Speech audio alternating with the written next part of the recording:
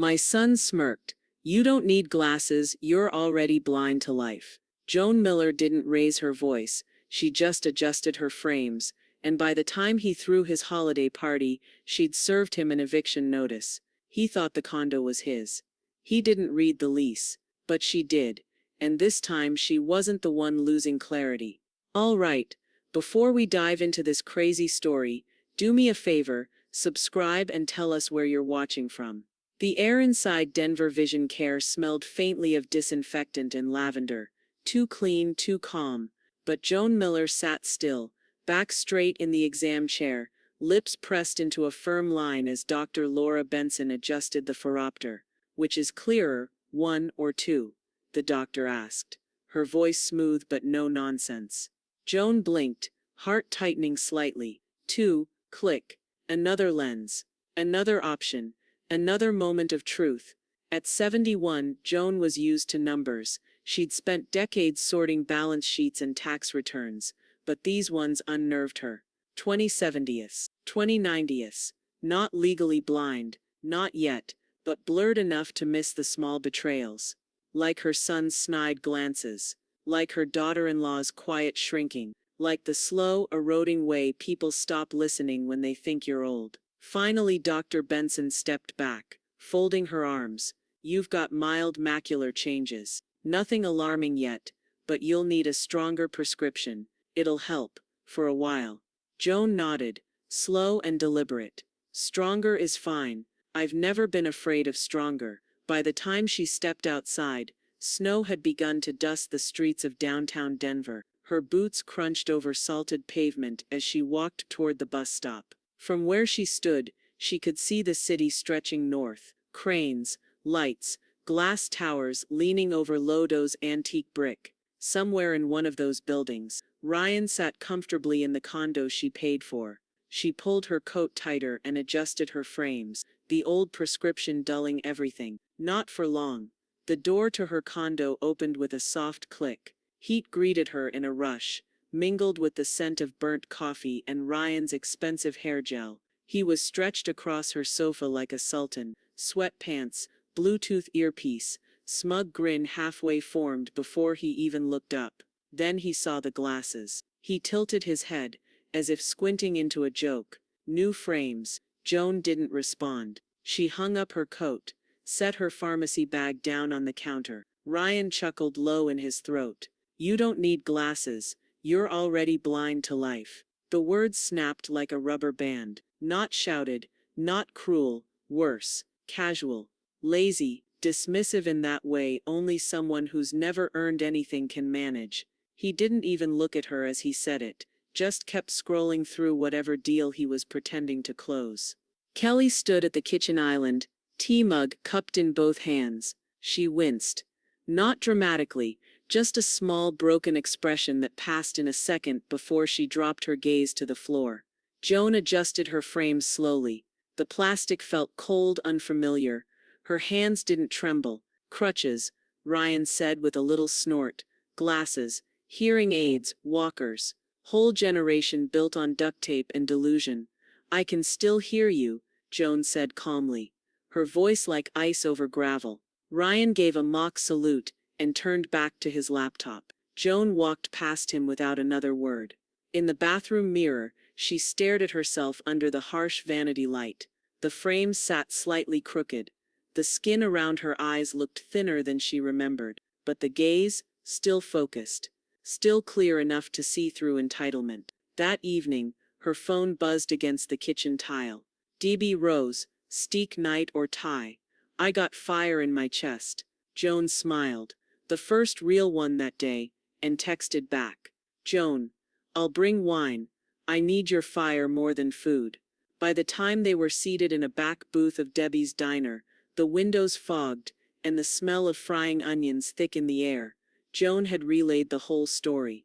Debbie's jaw locked tight. He said what? Joan nodded once. Blind to life. Debbie leaned back, arms folded. Did he forget who owns that damn condo? Joan tilted her wine glass toward her lips, but didn't sip.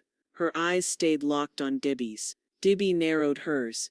He knows whose name is on that lease, right?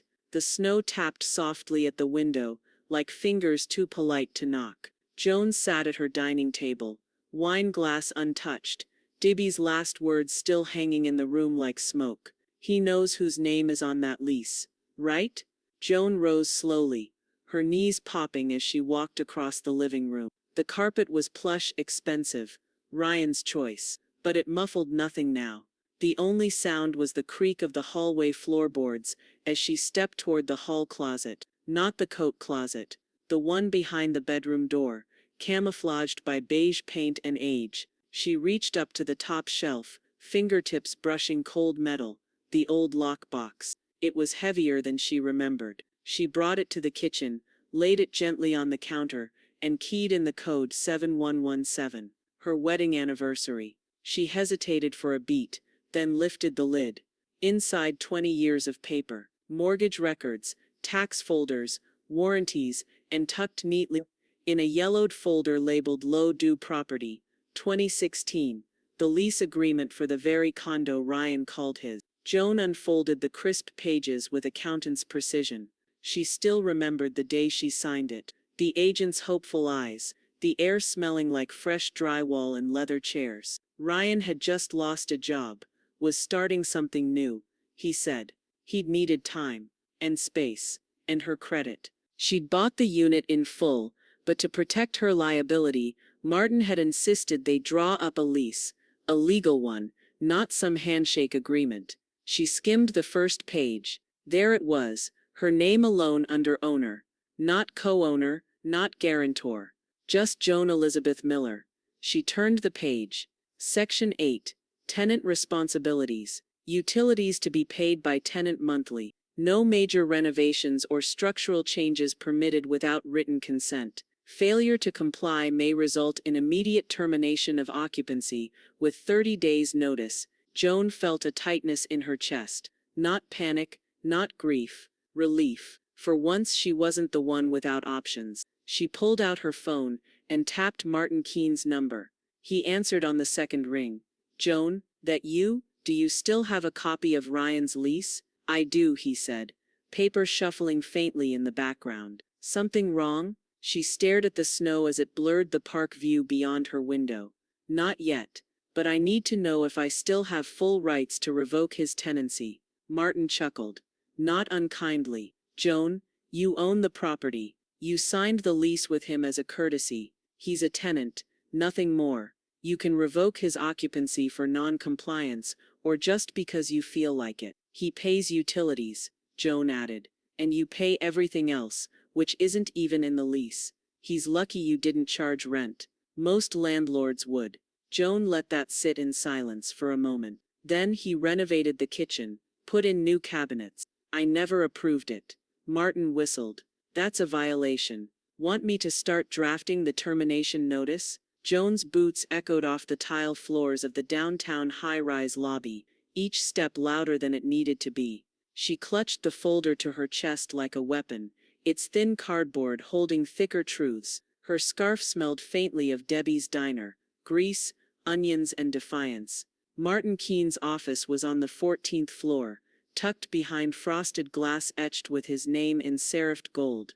He stood as she entered, gray hair slicked back, wire-rimmed glasses catching the winter light. Joan, he said warmly, gesturing to the leather chairs across from his desk. Ready to take your son off the throne? She gave a tired smile, ready to see if the kingdom was ever his. They sat, papers spread between them like evidence at a trial.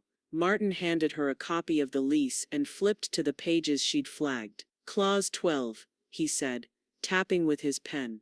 Unauthorized alterations. If he didn't run those new kitchen cabinets past you, it's a breach. He didn't, Joan confirmed. He just posted a picture of them on Facebook and said finally upgraded this dump. Martin chuckled without humor. Charming. He slid another page forward. And clause 6, timely payment of utility bills. You mentioned he's been late 3 times in the last 6 months, Joan replied. I had to cover the electric one. He said the payment slipped his mind. Martin shook his head, then looked up at her, eyes sharp. Joan, we're not just working with legal grounds, we've got leverage. She exhaled slowly. The kind of breath you take when you've been holding your strength in reserve for too long. Let's move forward, quietly. Martin grinned. That makes this even easier.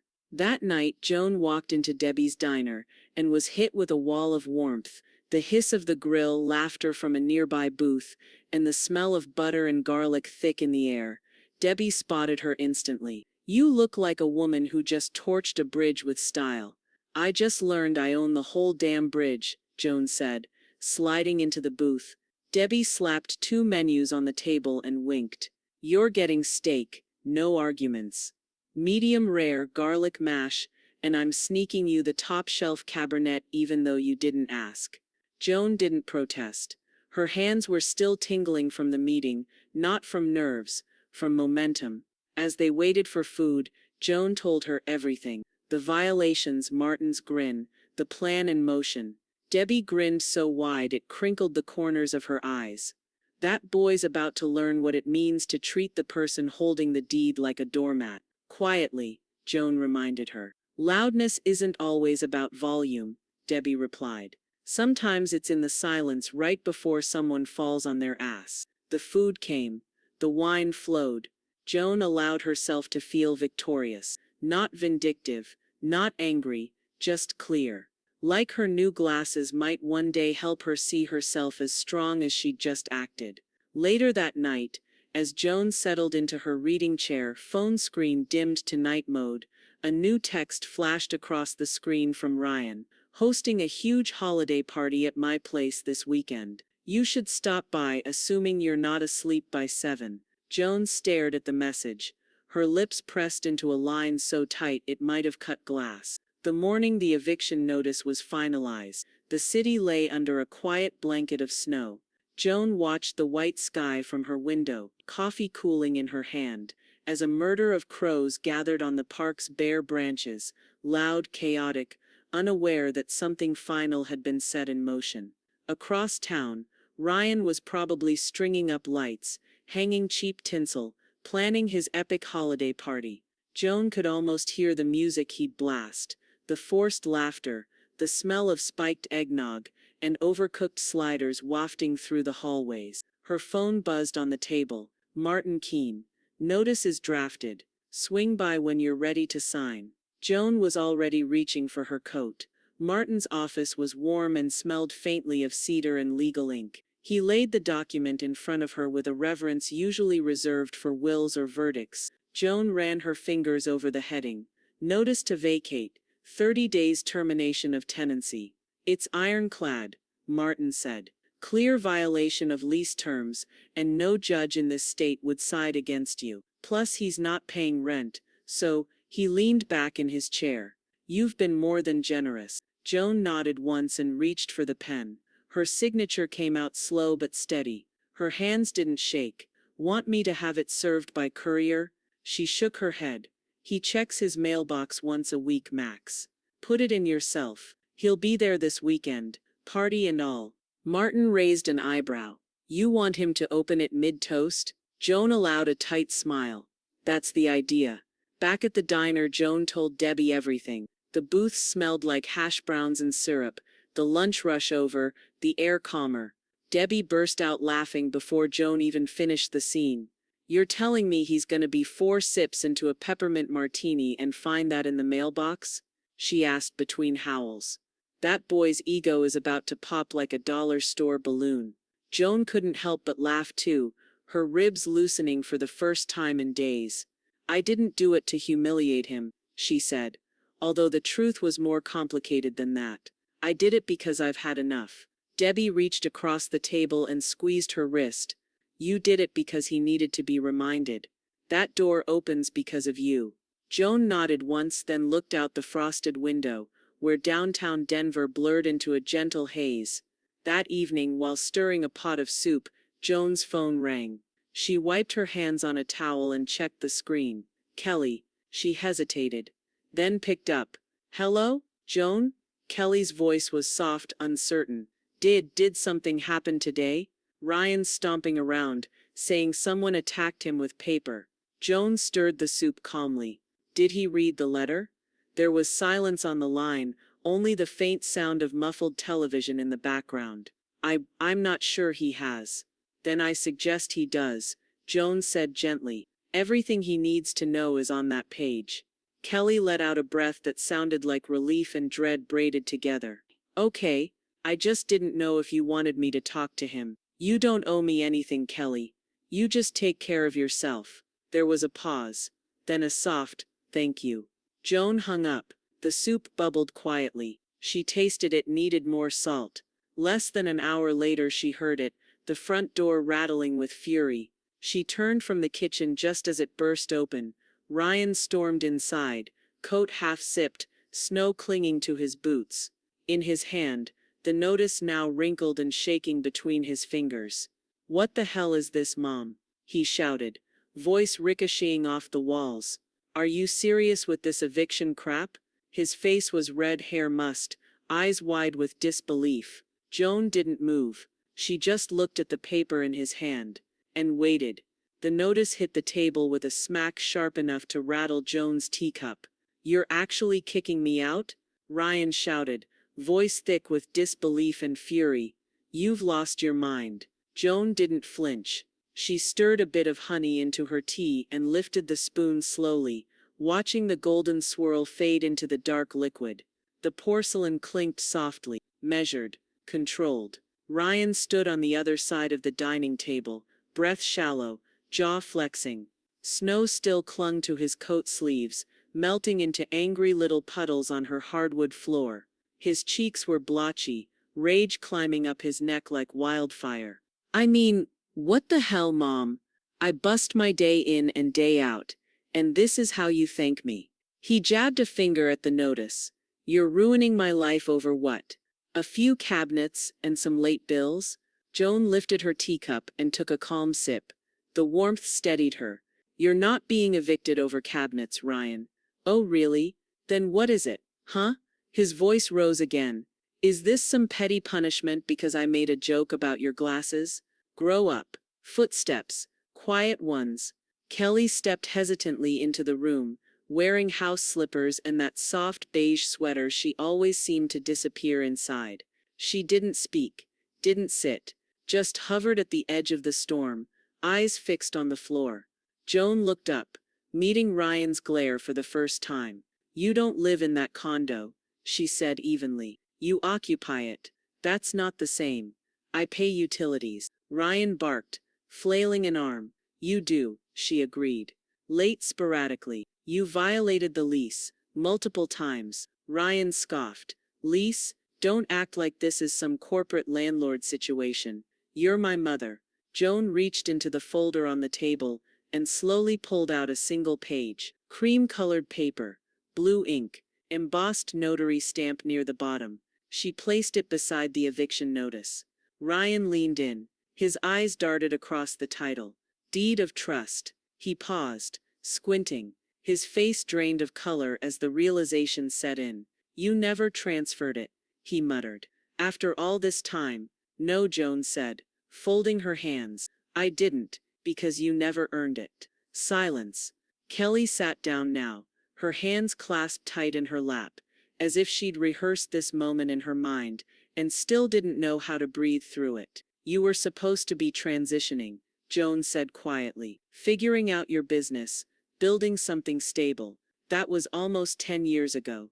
I've built plenty. You've built nothing. She cut in, the first edge of steel sliding into her voice. You take. You mock. You post about your real estate empires while I'm still paying the damn HOA fees. Ryan's eyes flicked to Kelly for support. She didn't lift her head. He turned back to Joan, incredulous. So what, you're just throwing me out in the snow? Joan looked at the clock, then back at him. You have 30 days.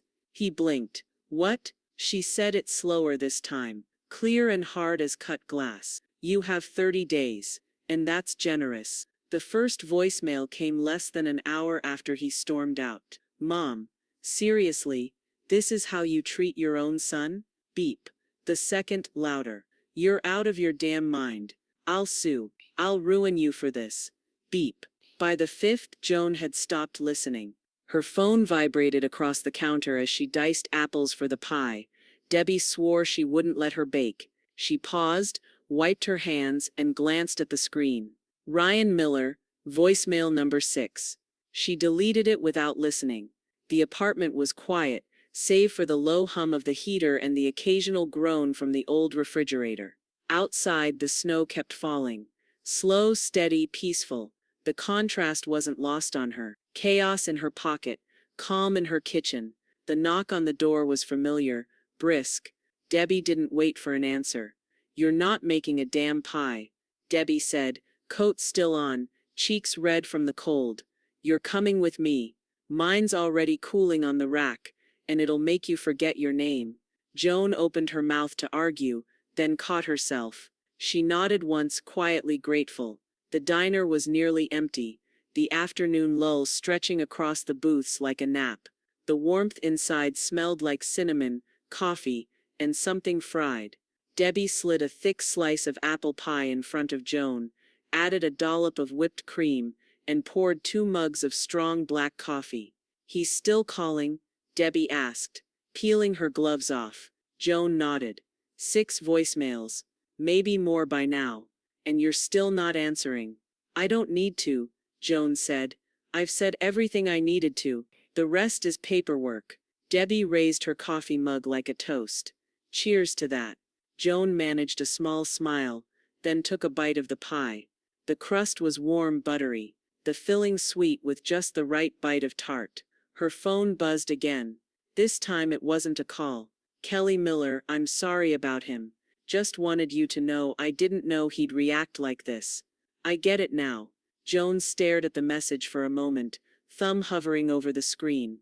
The soft hum of the diner wrapped around her as she typed her reply. "Joan, thank you, Kelly. That means more than you know." She didn't press send yet. She stared at it, reread it, then tapped send with a quiet exhale.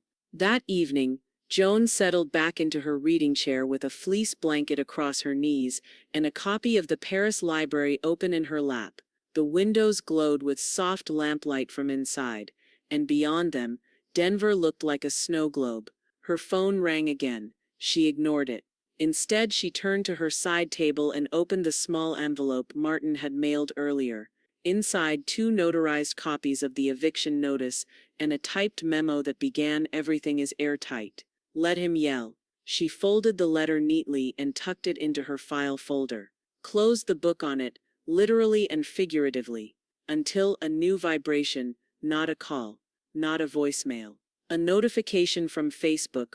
Ryan Miller posted, "Love when your own mother decides she'd rather see you homeless than help you succeed. Some people age into wisdom. Some just rot. Family isn't always family." Joan blinked. The cold, hard anger rose slowly, not like fire, but like frostbite. A numbing disbelief. She stared at the screen, her thumb hovering again. But this time she didn't type anything. She just got up, poured herself a cup of tea, and turned off the phone. The internet lit up faster than Christmas lights. Joan's face wasn't in Ryan's Facebook post, but her name was tagged, bold, right beside phrases like "heartless," "kicking me to the curb," and "abandoned by my own mother at the worst time of year." By noon the text started rolling in. "Is everything okay with Ryan? Did you really evict him? That doesn't sound like you." Joan sat on her balcony, the morning air sharp against her cheeks, a fleece blanket wrapped tightly around her shoulders. She sipped chamomile tea and let the phone buzz unanswered on the patio table beside her. Behind her, the city moved on. Traffic below, joggers in City Park, kids laughing from sleds on the nearby slope. It felt surreal, like one half of the world had caught fire while the other quietly drank its coffee. She finally picked up on the 5th call. It was her cousin Janet from Golden. "Joni, I don't want to intrude, but Ryan posted something online, and it's got people talking. He's saying." "I know what he's saying." Joan cut in gently. "Well, I didn't want to assume, but people are calling you cold." Joan closed her eyes, let the cup warm her hands. "And you?" "I know better," Janet said softly. "I know how much you've done for him." "Then that's enough," Joan replied. "I don't owe the rest of them a press release." After she hung up, she turned off notifications entirely. By afternoon, she'd retreated to her reading chair, the thick winter light casting golden shadows across the floor. Her new glasses rested perfectly on the bridge of her nose. The print was crisp. The words danced like they used to. She turned the page of the Paris library, unbothered. That's when Debbie burst through the door. "Girl, you're trending on Facebook," she huffed, peeling off her gloves. "Your son's throwing a tantrum with hashtags." Joan didn't look up from her book. "Let him." "You're not gonna say anything?" Joan turned a page. "I've already said everything that matters. On paper, signed and notarized." Debbie laughed so hard she had to sit. "I swear your silence is doing more damage than a press conference ever could." Joan finally looked at her. "I raised a man who doesn't understand consequences. I'm letting him meet them." Outside, the snow had started again, soft and steady. It collected like whispers against the windows. That night, Joan's phone buzzed once. A single text from Kelly. "Kelly, thank you for not responding to his post. I know it's ugly. I'm sorry you're in it." Joan replied only, "Joan, you didn't put me in it." Later, as she washed dishes in the quiet kitchen, the phone buzzed again, this time an email notification from Martin. Subject: eviction enforcement update. Joan. Just heard from the sheriff's office. They're officially scheduled. Lock change, full handover. It's happening. Stay warm. Martin. Joan dried her hands slowly, folded the dish towel in half, and looked out the window. The condo lights across town wouldn't be his for much longer. Joan used red ink on purpose. She wanted the date to stand out like a warning light. January 12th, 9 a.m.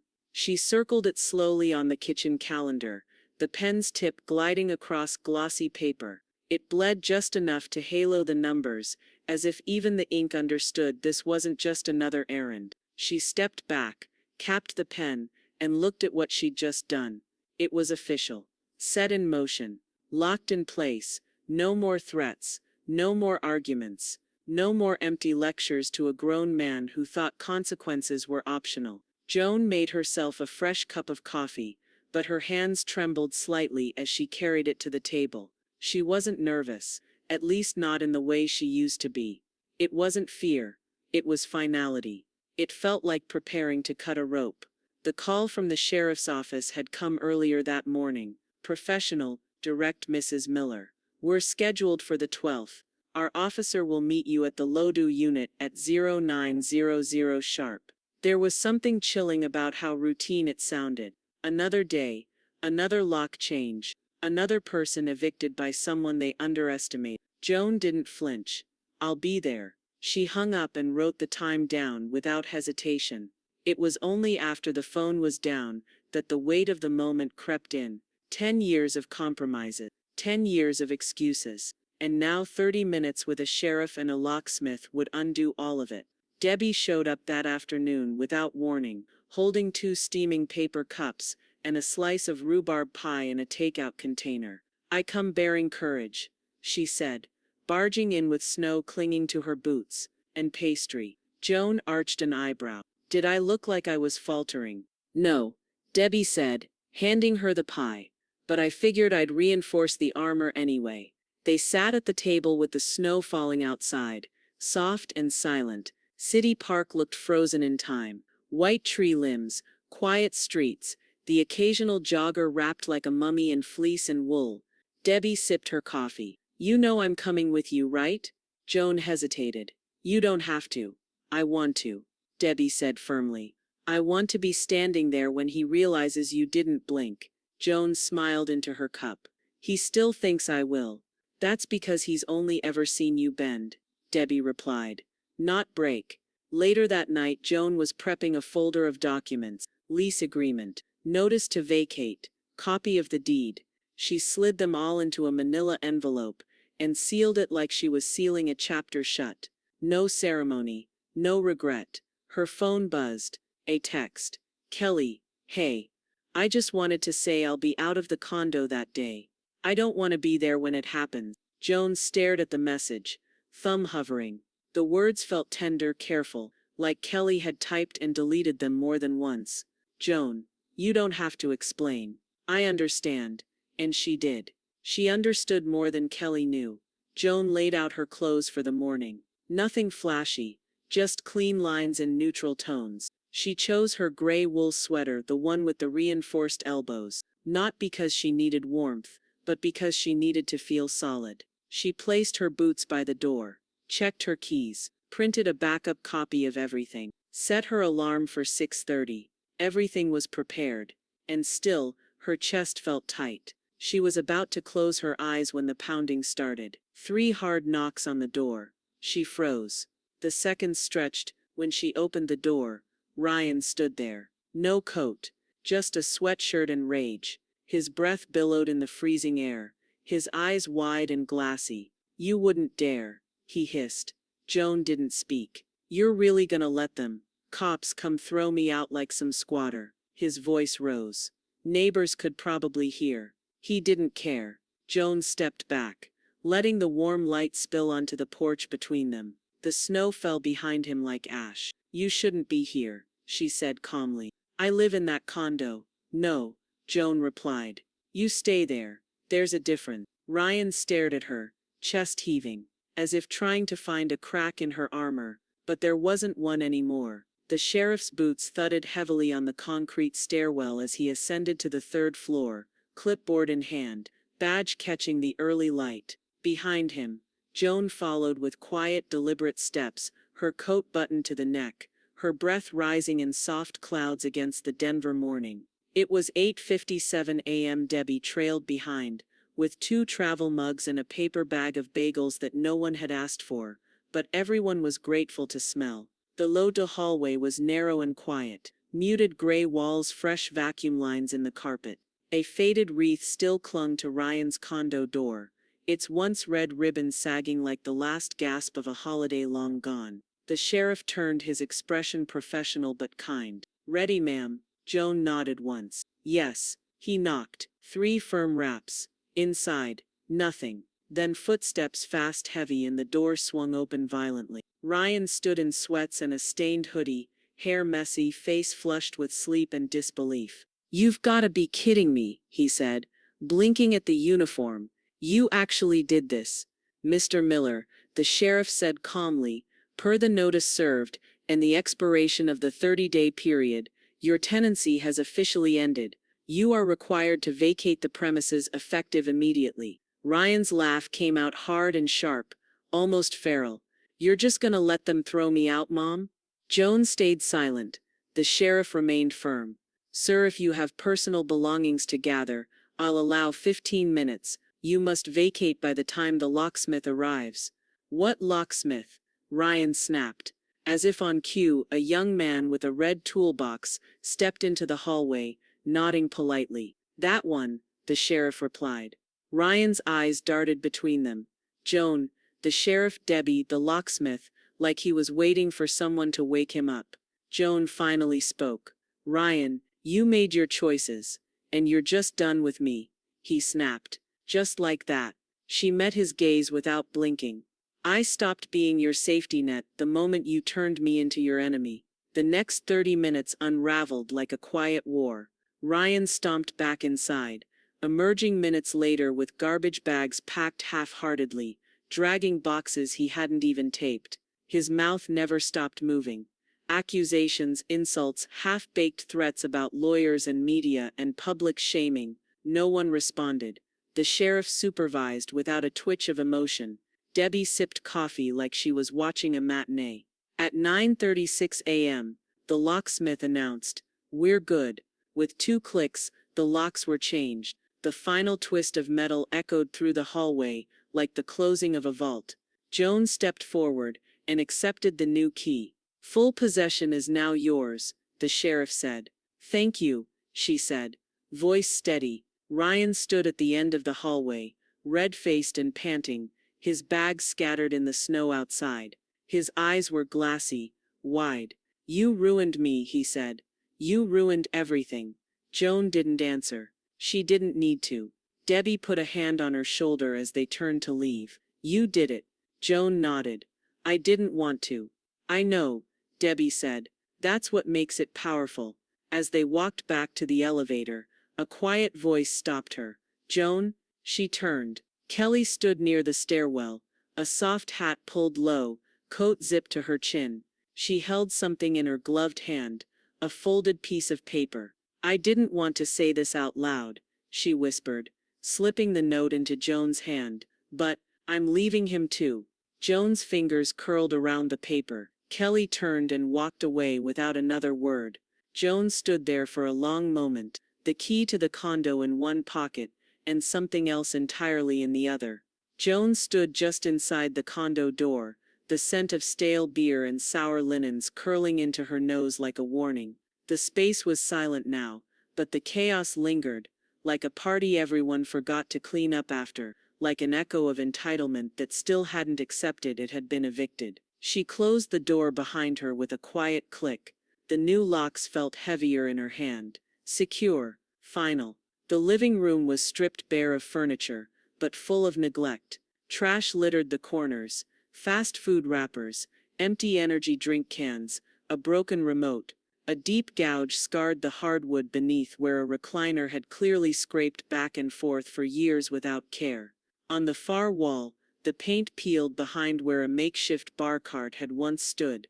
She took a slow breath and walked farther in. The kitchen was worse. The so-called renovated cabinets were uneven, some doors hanging crooked on broken hinges, grease stains painted shadows on the backsplash, and a half-used roll of paper towels sat in the sink like a white flag. The faucet dripped slowly, rhythmically, like a ticking clock. She opened a drawer.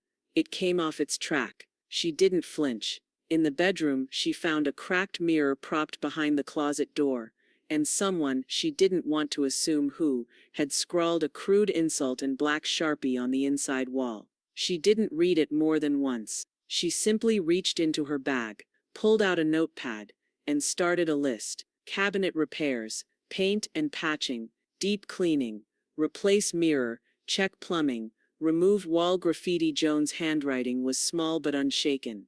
Every bullet point felt like a layer of shame being peeled back and replaced with order.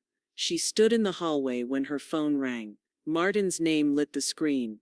"Well," he said, "did he leave you a palace or a mess?"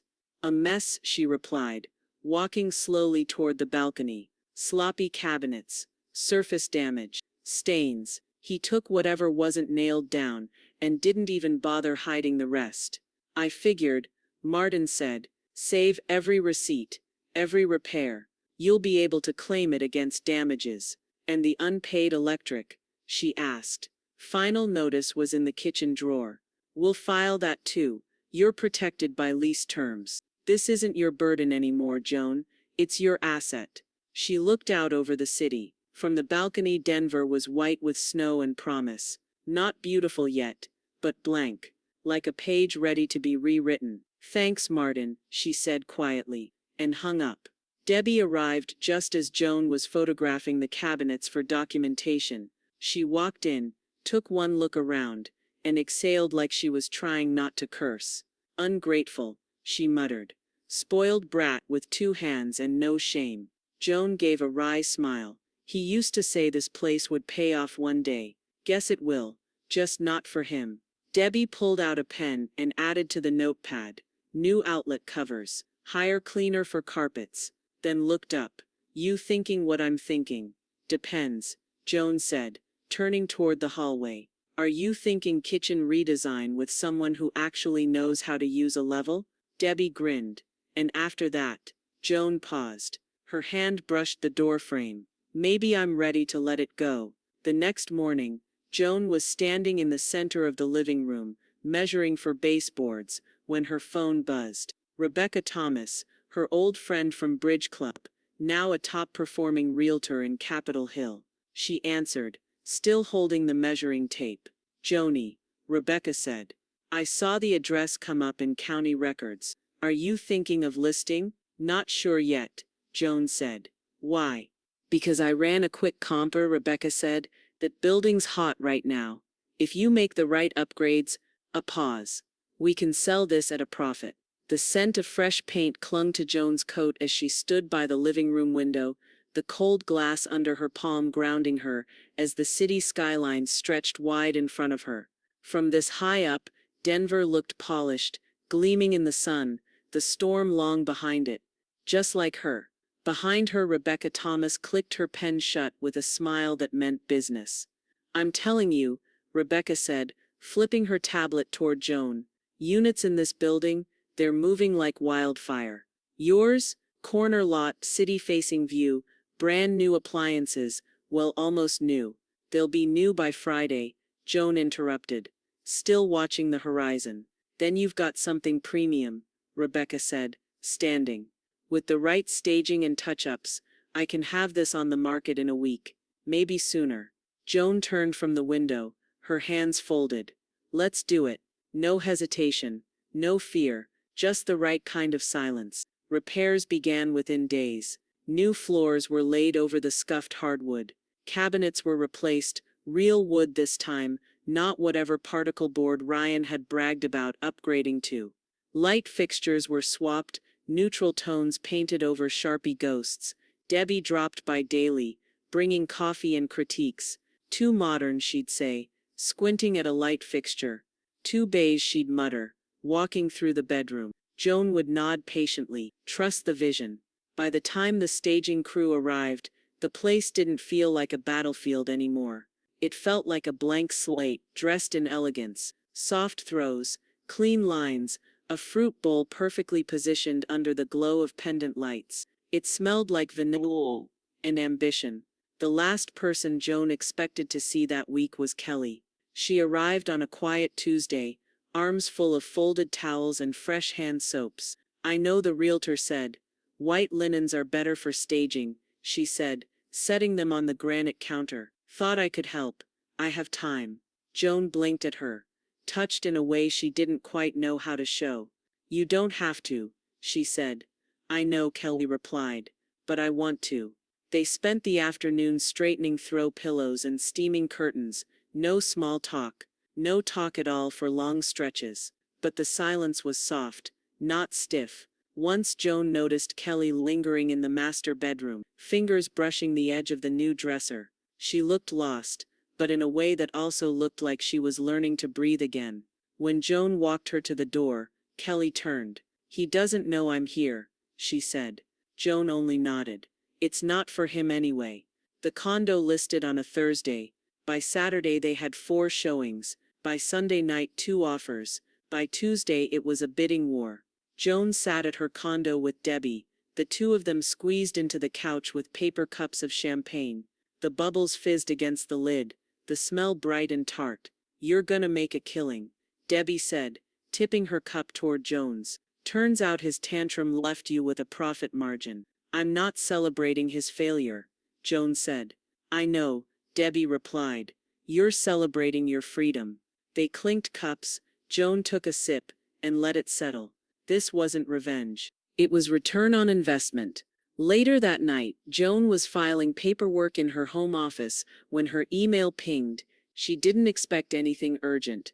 Rebecca had already confirmed that the buyers had gone over asking, but the sender's name stopped her cold. Ryan Miller, subject. Please don't sell. The preview read. I know I've screwed up. I need another chance. I'll fix this. I'll fix everything. Joan sat very still. The cursor blinked under his name, as if it too were waiting to see what she'd do next. She closed the email. Then she deleted it. Martin's voice came clear over the speakerphone, calm and measured. I strongly recommend no contact. I wasn't planning to reply, Joan said. Good? That email? It's bait? Emotional leverage. He knows the property's hot, and he's trying to rattle you before you close. He's failed, she said simply. Martin paused. Joan, you've handled this with more composure than most judges I've worked with. The rest is just paperwork now. Then let's close it. That same afternoon, Rebecca's name popped up on Joan's phone with the kind of energy you could hear smiling through the line. We've got 5 offers, she said. All over asking. 2 are all cash. No contingencies. Do you want the weekend to think about it? No, Joan said. I want to move forward. You're sure? Joan stood at her kitchen window, watching a jay pick seeds from the snow-covered railing outside. I've never been more sure of anything. When she signed the final acceptance, her hand didn't tremble. She'd signed hundreds of documents in her life: taxes, leases, insurance claims, even her husband's death certificate. But this felt like freedom in ink. That evening, Debbie insisted on hosting a celebration dinner at her apartment above the diner. She roasted garlic pork loin, made her famous green beans with lemon zest, and opened a bottle of Merlot she'd been saving for a real damn occasion. The apartment smelled like herbs and warmth and beginnings. Joan sat at the table in soft candlelight, her shoulders finally lowered, her laugh easy. For the first time in weeks, she didn't feel like she was on the edge of something. She was grounded. Kelly arrived halfway through dinner, cheeks pink from the cold, her movements lighter than usual. "I brought dessert," she said, lifting a bakery box. "Debbie said I had to bring pie, or stay outside." "Damn right I did," Debbie called from the kitchen. They all laughed. As the three women sipped wine and passed plates, Joan noticed the small envelope Kelly tucked discreetly into her purse. Later in the hallway, Joan leaned close. "Everything final?" Kelly nodded, voice low. "I signed the divorce papers yesterday." Joan didn't reach for her. She didn't need to. The silence was a warm hand between them. "I'm proud of you," she said. Kelly gave a quiet smile. "I think I'm proud of me too." They were finishing dessert, apple pie with cinnamon and a crust flakier than logic when it started. Muffled shouting. Joan froze mid-bite. Debbie set down her fork slowly. Kelly's eyes snapped to the window.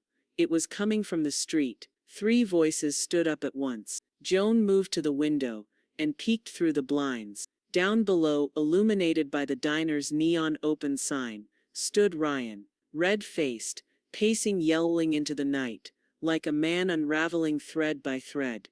"You think this makes you powerful?" he shouted at no one in particular. "Selling the place? Ignoring your own son? You're not noble.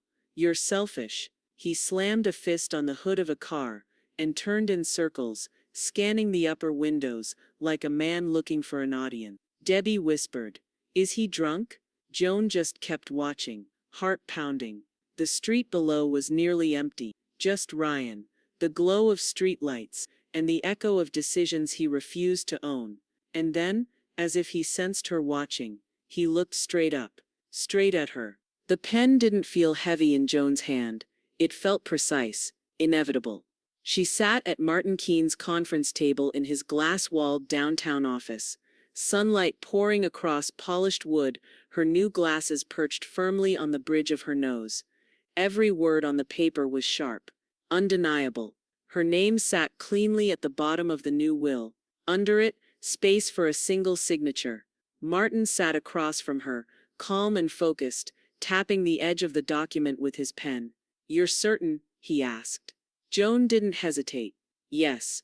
You understand this revokes your previous estate plan entirely." "That's the idea," she replied, steady. Martin gave a slight smile. "All right then. Whenever you're ready." Joan pressed the pen to the page. Not rushed, not shaken, just final. The click of the ballpoint echoed slightly in the glassy quiet of the office. With that stroke, Ryan Miller was erased from her legacy. And in his place, hope, not burden. It had taken her months to admit it to herself. The worst part wasn't Ryan's behavior. It was the part of her that had kept making room for him in the future. That little voice that said he'll get it together or he's still my son. But every gift he'd been given, housing, money, protection, chances, he'd mistaken for proof that there would always be more. No matter what, Joan wasn't just closing the door. She was locking the vault. She watched Martin slide the updated documents into a folder, then lean back with a satisfied sigh. "You just gave a very expensive wake-up call to someone who probably still doesn't know the phone's ringing." Joan smiled faintly. Martin tapped the new beneficiary line. "The Colorado Literacy Endowment is going to be thrilled. And Kelly's kids, well, let's just say this'll make college a lot easier." Joan reached for her tea, inhaling the scent of lemon and mint, grounding herself. "It felt right. More than right," Martin said. "It's just..." He stood, walked the folder to his assistant's desk, and returned with a grin, filed and sealed. "That legacy is yours, Joan. Debbie met her at the diner an hour later, waiting with 2 slices of pie, and a grin too big to be subtle. "You did it," Debbie said, barely containing her glee. "You really did it," Joan shrugged, slipping into the booth. "Just cleaned up a little paperwork." "Oh no, no, Debbie said, stabbing her fork into the pie with a flourish. "You handed the legacy over to a cause that actually deserves you." Joan chuckled. "Kelly's kids are going to think I'm some kind of philanthropist." "You are," Debbie said. "You gave the next generation a chance instead of letting one spoiled man waste it out of ego." Joan's eyes softened. "I didn't do it to punish him." Debbie nodded. "I know. That's what makes it poetic." That night, back in her condo, Joan stood in her reading nook with a cup of tea, looking down at the dark, glittering sprawl of Denver below. The lights flickered like quiet applause from the city. She felt light. Not in a euphoric way, but in the way a person feels after putting down something heavy they didn't realize they'd been carrying for decades. It was done. She'd rewritten not just the will, but the story. This time, her name meant power, not pity. The next morning, Debbie's call came early, just past 7. Joan picked up on the second ring, rubbing sleep from her eyes. "Deb, you're not gonna believe this," Debbie said, voice tight with disbelief. "I just got off the phone with a friend who works dispatch for DPD. She says she saw Ryan." Joan straightened. "Where?" "North Side, motel near Brighton Boulevard. You know the kind, one of those places with week-to-week residents and busted vending machines." Joan didn't speak. "He's living there," Debbie added softly. "Not visiting, living." For a long moment all Joan could hear was the gentle hum of her heater, and the distant whine of a siren outside. Then she exhaled. Not from shock, not even sadness, but from the quiet realization that for once, she didn't feel responsible. Joan's fingers curled tighter around the steering wheel, as the city blurred past in streaks of early light and slush. Snow clung to the medians, gray and half-melted from traffic, and her windshield wipers whispered across the glass in slow rhythmic swipes. She wasn't supposed to turn down Brighton Boulevard. It wasn't on the way to the title office. But something unspoken nudged her curiosity, maybe. Or just a need to see things clearly, now that she finally could. The motel came into view like a bruise on the landscape. Cement gray siding, missing letters from its neon sign, a cigarette vending machine barely clinging to the front office wall. One of the curtains in a second-floor window was torn, fluttering like an old rag. Joan slowed. And there he was. Ryan sat on the low curb outside, room 27, hunched over, hoodie pulled tight against the cold.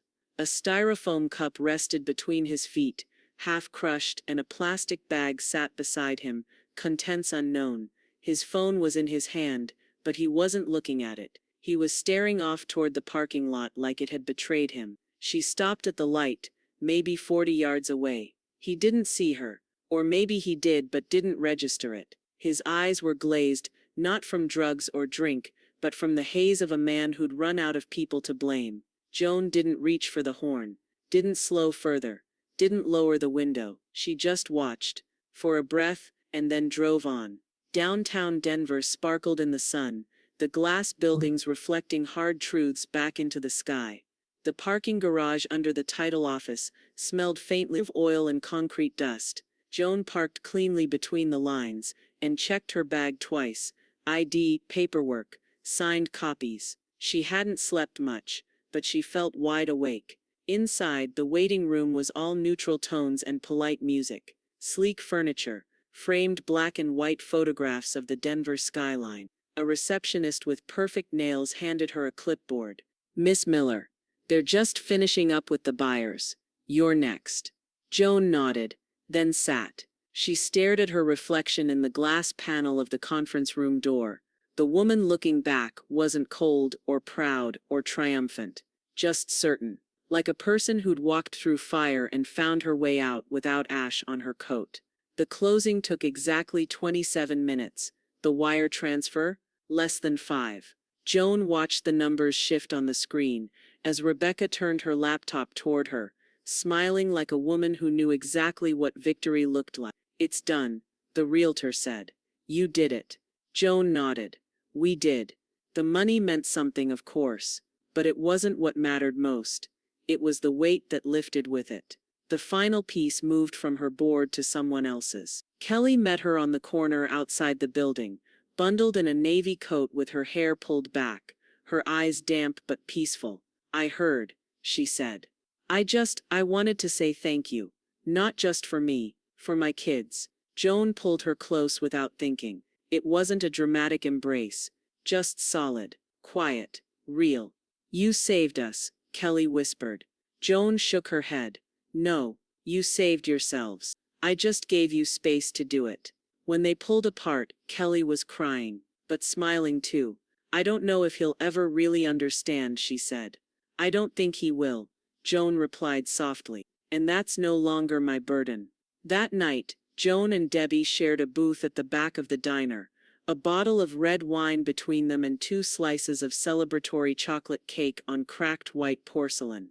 To justice, Debbie said, raising her glass. Joan smirked. To clean endings. Debbie raised an eyebrow. No such thing. They both laughed. When the check came, Debbie pushed it toward Joan. You're the one with the new wire transfer. Joan rolled her eyes and pulled out her card. The moment was warm, earthy, like a fireplace crackling in winter. A place where nothing needed fixing. And then Joan's phone rang. She frowned, wiping her hands on a napkin before checking the screen. Rebecca Thomas, realtor, she answered. Joan, Rebecca said, breathless, excited. The wire cleared. The deal's locked. You're officially... A pause. Free. The optometrist's office smelled of clean plastic and lavender again, just like it had months before, but this time Joan walked in taller. The receptionist offered her a warm smile and pointed toward the dispensing counter. They came in early, she said, handing over the black hard case. Dr. Benson said, you're going to love these. Joan opened the case slowly. The frames were elegant, lightweight, a soft brushed gold, modern but not flashy. Lenses pristine, she slid them on. Everything clicked into place. Not just the room, clearer now, crisp corners and edges, light refracting in quiet celebration, but something inside her too. A settling. Dr. Benson appeared in the doorway, white coat swishing around her. How do they feel? Joan turned toward the mirror. Her own eyes met her reflection. Sharp, unapologetic. I see everything, she said simply. Dr. Benson smiled. Then they're working. Outside, snow fell in light, airy flakes, enough to dust the sidewalks, but not enough to stick.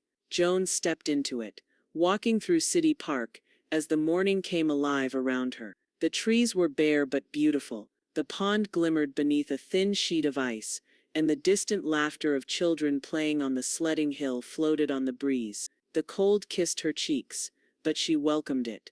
Each step crunched softly under her boots. She walked slowly, taking it all in, the way sunlight pierced through branches, the hush of the wind brushing over her coat, the way the world no longer looked faded or distorted. It hadn't been just her vision that was clouded before. It had been her boundary, her hope. She passed a bench where a young woman read a book with her scarf pulled high around her nose, and for a moment Joan remembered herself at that age, anxious to prove something, desperate to be needed. She didn't need that anymore. She didn't need him. She met Debbie at a cafe just past the park, a little brick place with steamed-up windows and the smell of cinnamon and cocoa heavy in the air. Inside, Christmas lights still hung lazily from the rafters, blinking out the last gasps of the season. Debbie was already seated in the corner booth, wrapped in a green knit shawl, 2 mugs of hot cocoa steaming on the table between them. Joan pulled off her gloves and slid into the booth. You look 10 years younger, Debbie said, eyes narrowing approvingly behind her glasses. It's the lenses, Joan said, smiling. Everything's clearer. No, Debbie said. It's the weight. You dropped it. They clinked mugs. The cocoa was rich and creamy, thick with melted marshmallows and a hint of spice. It filled Joan's chest with a warmth that wasn't just about temperature. They talked about nothing and everything. The weather, a new bakery opening on 17th, how ridiculous their HOA president had gotten with the recycling bins, and beneath it all, that calm humming certainty, nothing needed fixing. Halfway through the second mug, Joan's phone buzzed. A message from Kelly. Photo attached. Two smiling kids in snow boots and hats too big for their heads, making lopsided snowmen in a quiet backyard. Beneath it, "We're okay. Really, and we're grateful." Joan stared at the image for a long moment.